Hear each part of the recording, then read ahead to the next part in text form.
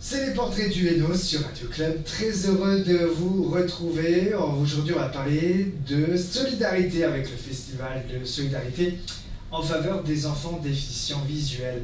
Et c'est avec Asso Reggae Terre Happy Story que ça se passe.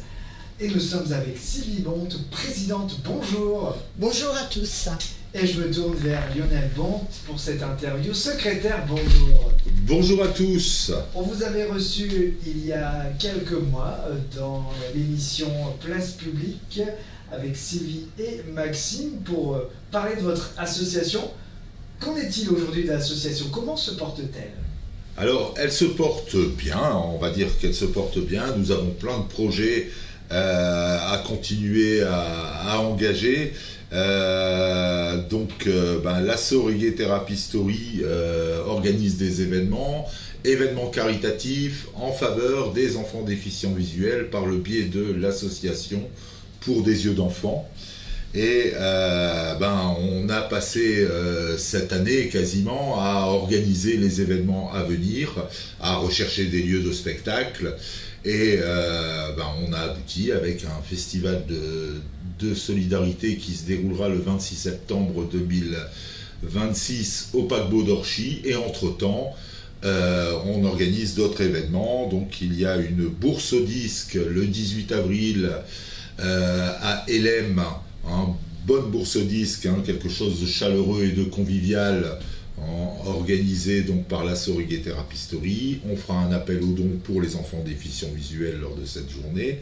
Et le lendemain, tout ça, on se réunit à nouveau tous ensemble pour un loto solidaire, avec l'association Les Amis du Pimpon, Seb le Pimpon, qui est bien connu dans le domaine des lotos. Alors on va parler de cet événement durant cette émission. Peut-être nous réexpliquer un peu votre principe de votre association. Il y a le mot reggae, il y a ce genre musical. C'est autour de ce reggae, ça permet de créer bien sûr du lien social, faire découvrir ce genre musical. Il est dans quel but ce reggae? Le reggae est porteur de messages à l'origine du reggae, et le message, c'est un message d'amour, de paix et d'unité.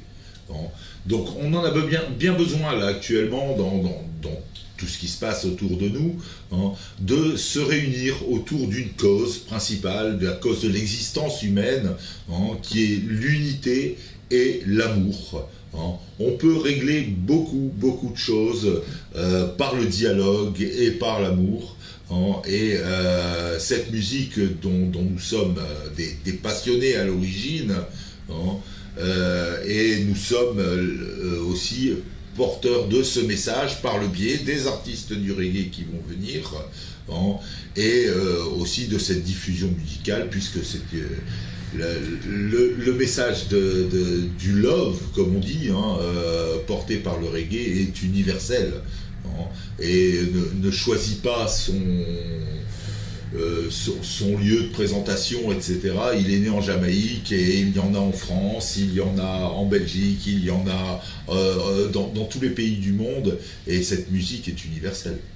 Oui, et puis pour ceux qui veulent découvrir le reggae, on a tous en tête Bob Marley. Il y a eu d'ailleurs un biopic sur sa vie, One Love, justement. Oui. Moi j'avais adoré ce film, et il y avait la traduction en dessous de ces paroles qui s'invitaient à la paix, à la fraternité, à être ensemble, voilà, et être dans l'union. C'est ça qui est important. Et vous prenez de cette union et vous en faites une force aussi pour aider les enfants déficients visuels. Oui, parce que les enfants déficients visuels, comme je l'avais dit lors de la première interview, les enfants déficients visuels n'ont pas assez de soutien on va le dire clairement, de nos pouvoirs publics, parce que ça demande des moyens considérables, et qu'on peut faire appel à l'unité des gens autour de l'enfance et autour de ces enfants déficients visuels qui ont des potentiels.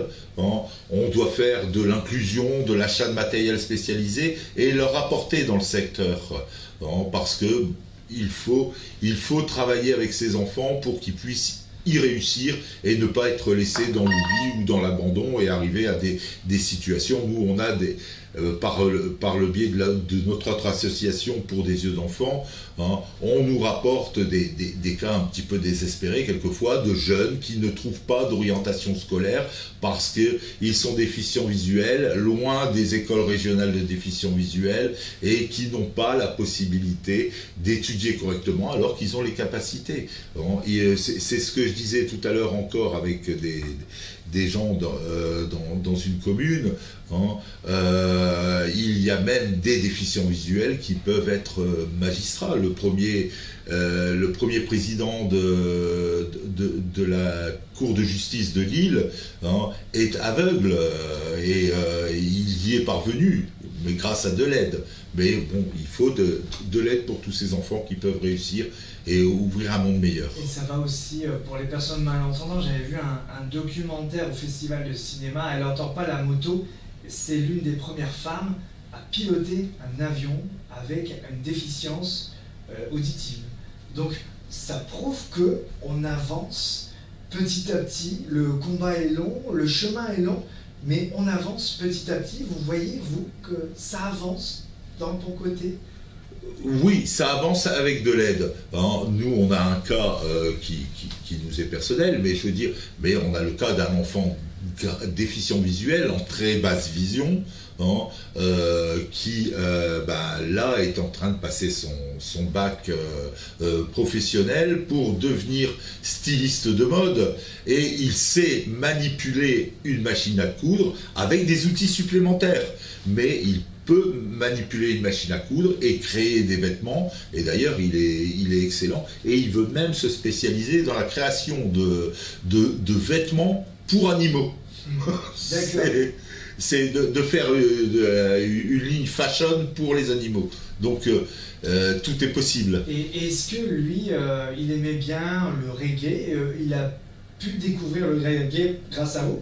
Ah bah oui, il a découvert le reggae grâce à nous, parce que il a souvent écouté du reggae. Nous sommes à l'origine des passionnés de reggae, hein, de cette musique.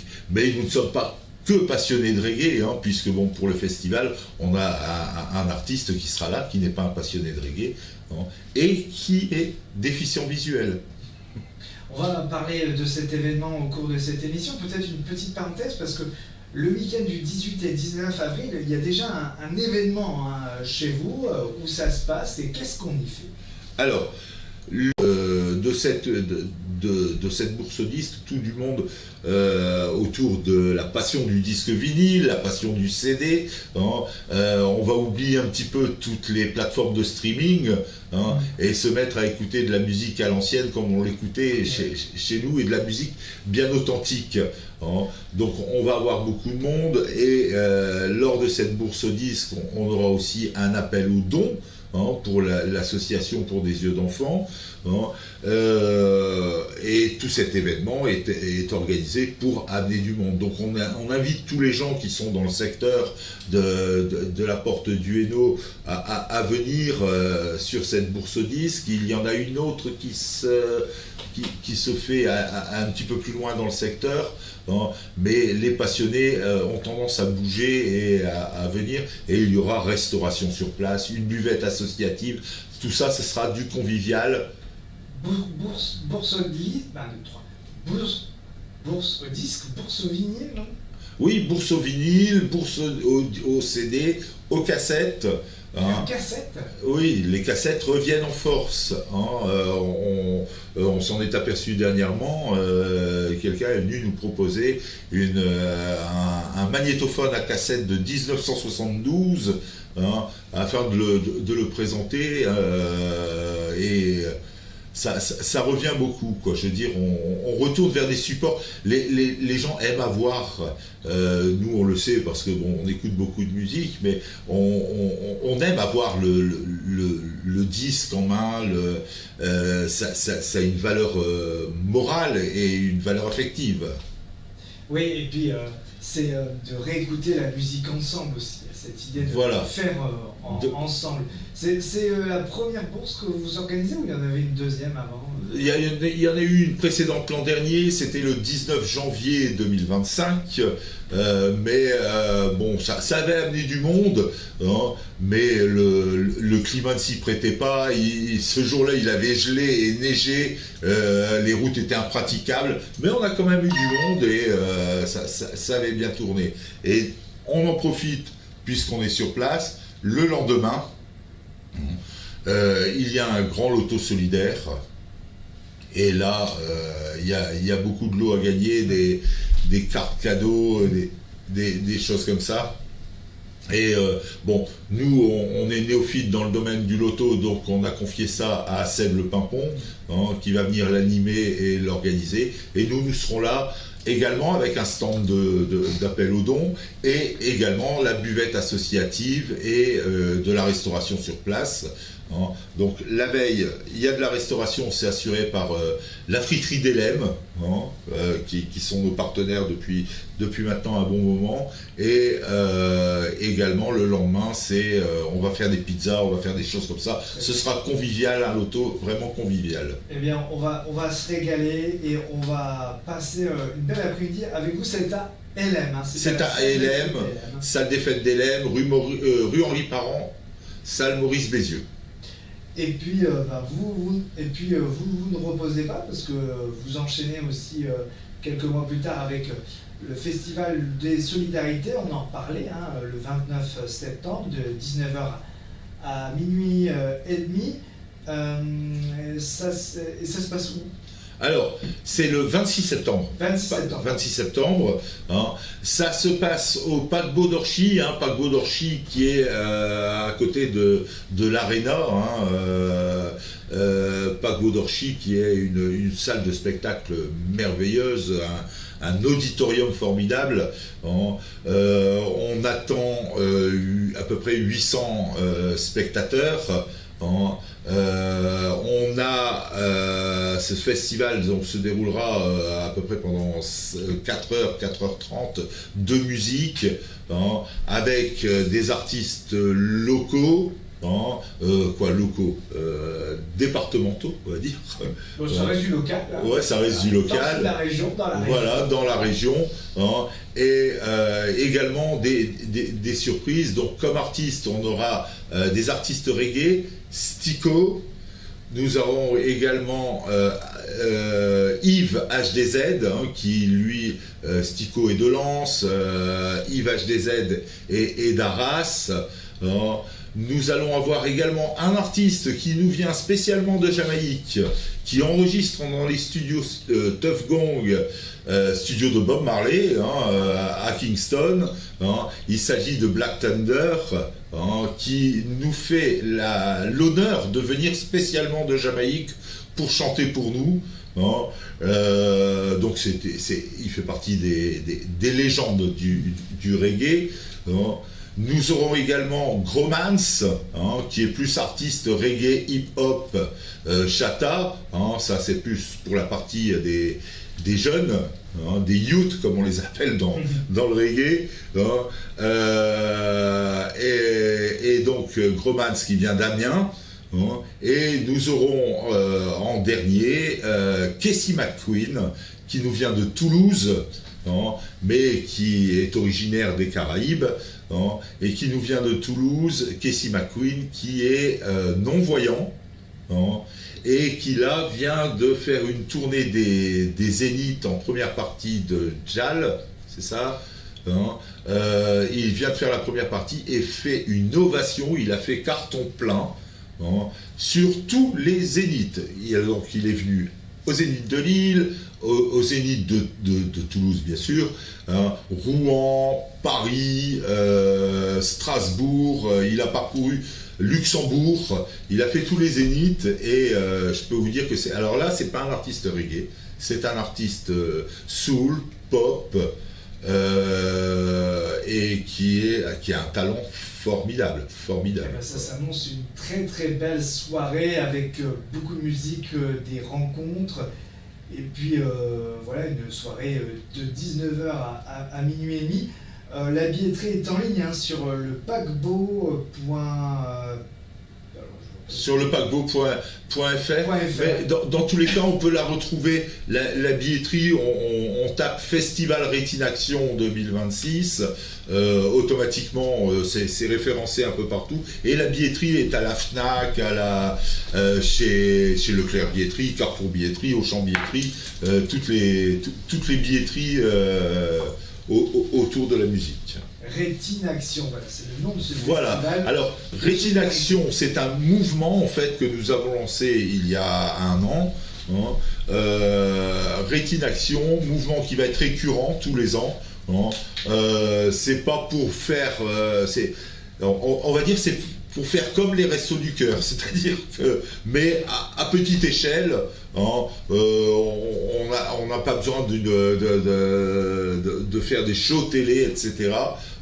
Mais Rétinaction va organiser en 2026 et 2027 beaucoup d'événements, des événements associatifs et des appels aux dons et à la solidarité. Et la musique reggae étant solidaire, et ben on continue tous ensemble comme ça.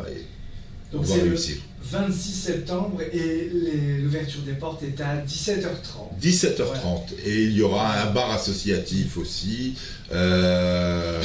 avec une entreprise locale également qui nous fournit toutes les boissons. Je veux dire, c'est vraiment...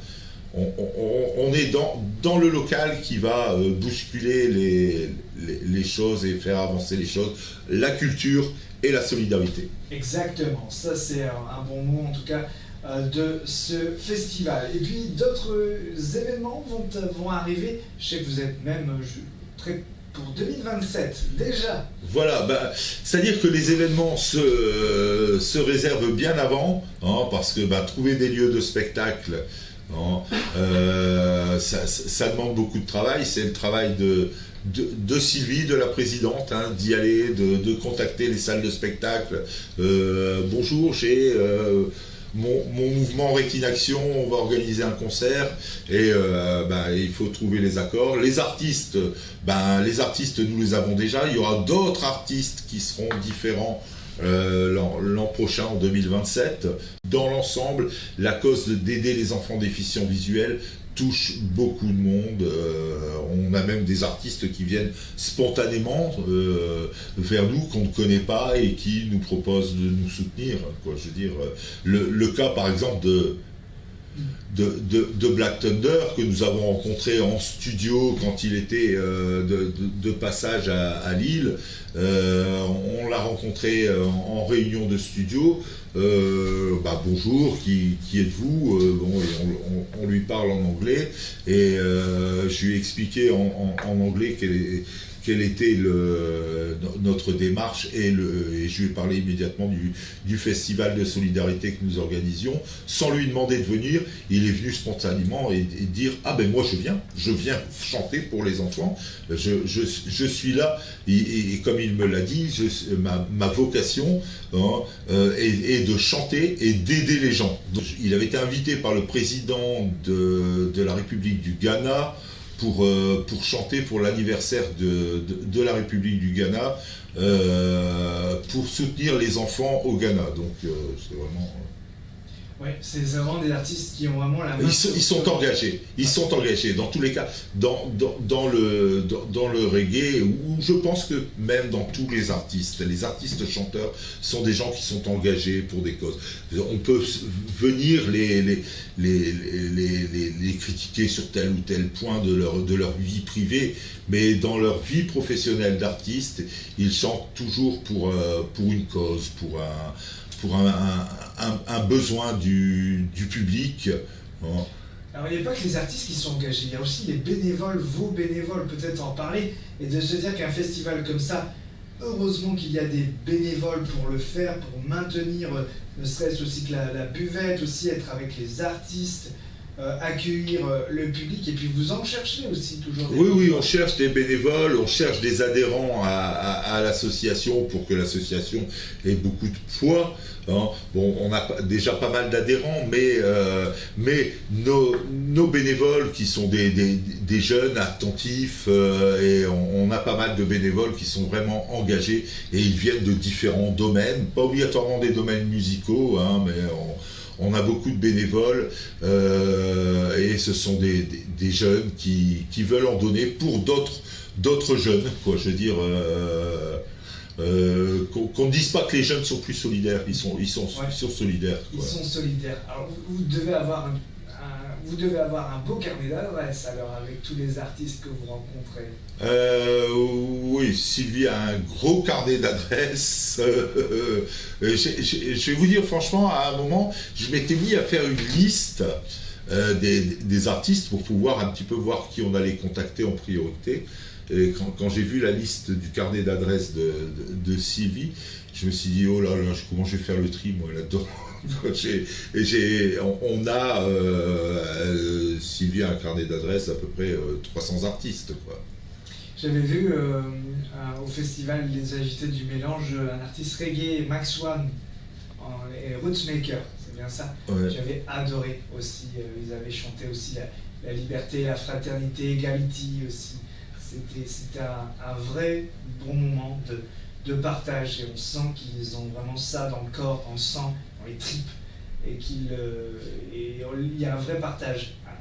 Et c'est vrai que c'est un genre musical qui est, voilà, on peut dire qu'il y a un lien plus important encore avec le spectateur, parce que ça se vit. Oui, c'est un partage. Le reggae se vit. Hein. Nous, on est allé là dernièrement à un concert à Bruxelles pour rendre hommage à une grosse légende du reggae. Le producteur et ami de Bob Marley pendant de longues dates. Lee Scratch Perry, on est allé à un hommage, et là on pouvait sentir la solidarité pour rendre hommage au 90e anniversaire de ce grand monsieur qui est décédé en 2022. Alors on va refaire un petit tour sur les événements avec vous, avec la Recter Happy Story. Alors donc c'est le 18 et 19 déjà. Ça, c'est acté, c'est... On peut le redire ce qui se passe? ALM 18 avril, la bourse aux disques du Rétinaction. Ouais. Et le lendemain, le 19, le loto solidaire, toujours dans la même salle, le loto solidaire du Rétinaction, avec pas mal de lots à gagner, et vraiment une bonne ambiance chaleureuse autour de la musique et autour de l'aide aux enfants déficients visuels. Et votre temps fort, hein, on va dire aussi à côté que c'est ce festival de solidarité Rétinaction, le samedi 26 septembre, ouverture des portes à 17h30, c'est au paquebot à Orchy avec des artistes que vous avez cités. D'ailleurs, la billetterie est en ligne hein, sur lepaquebot.fr. On mettra le lien d'ailleurs en dessous du podcast de cette interview. Et puis d'autres événements, vous pouvez pas trop nous en dire, mais ça arrive. Ça arrive pour 2027, hein, puisque là, bon, je vais dire qu'il faut qu'on ait un poids certain pour pouvoir continuer, mais on continuera dans tous les cas, mais je veux dire, mais pour pouvoir continuer à faire grossir le mouvement. Hein, et bon, déjà avec la bourse aux disques et le loto, on va avoir plus de connaissances et on va continuer dans ce sens-là. Et avec le festival de solidarité le 26 septembre, on pourra vraiment lancer l'année 2027 avec beaucoup plus d'événements hein, et beaucoup plus de portée pour et toujours avec dans cet esprit Rétinaction, c'est ce que je disais encore tout à l'heure. Rétinaction est né dans le secteur du Hainaut, de la porte du Hainaut, et il fera grandir son mouvement et entraînera avec lui la région. C'est ce que je dis aux instances régionales. quand on dialogue avec eux, je leur dis, c'est pas uniquement une portée pour soutenir les enfants déficients, c'est une portée pour faire dire la région Hauts-de-France, on y est. Voilà, avancer la recherche et avancer la recherche aussi, parce que la recherche en a besoin. Le centre d'exploration de la vision de Lille a besoin de matériel pour explorer toutes ces maladies de la déficience visuelle, puisqu'il y en a un peu plus de 800. Ce sont des maladies généralement orphelines qui viennent affecter la vision, et on rencontre, nous, beaucoup de gens adultes, même déficients visuels, qui attendent de l'aide ou attendent une inclusion professionnelle, parce que on en est là. Le manque d'information du public sur certaines pathologies fait que on a des exemples. Par exemple, un professeur de mathématiques qui demande à un enfant qui est en basse vision, qui ne peut pas voir sur un écran LCD, qui lui demande d'avoir absolument une calculatrice. Mais la calculatrice ne lui sert à rien, puisqu'il ne peut pas lire dessus. Donc, oui, mais il faut qu'il l'ait quand même. Donc, les enfants ne comprennent pas. C'est-à-dire qu'un enfant, même un adolescent, ne comprendra pas pourquoi on l'oblige à avoir une calculatrice alors qu'il ne sait pas s'en servir, et qu'on lui dise, mais c'est une obligation. Oui, mais obligation, c'est... c'est ce qu'on voit. En tout cas, merci Lionel Ban, donc secrétaire ici de l'asso Reg Thérapie Story. On peut vous suivre sur votre page Facebook, j'imagine. Ah oui, voilà. Sur les pages Facebook, Instagram, TikTok, YouTube et notre site internet, www.reggaetherapystory.fr. Voilà, on va tous se connecter. Vous avez tout sur vos réseaux sociaux pour vous suivre, qui était aussi avec nous. Merci de votre fidélité, auditeur, pour les portraits du Hainaut. Aujourd'hui, on parle de solidarité. La semaine prochaine, un autre thème sur votre radio locale. À bientôt. Merci beaucoup. Merci. Bonne journée à tous.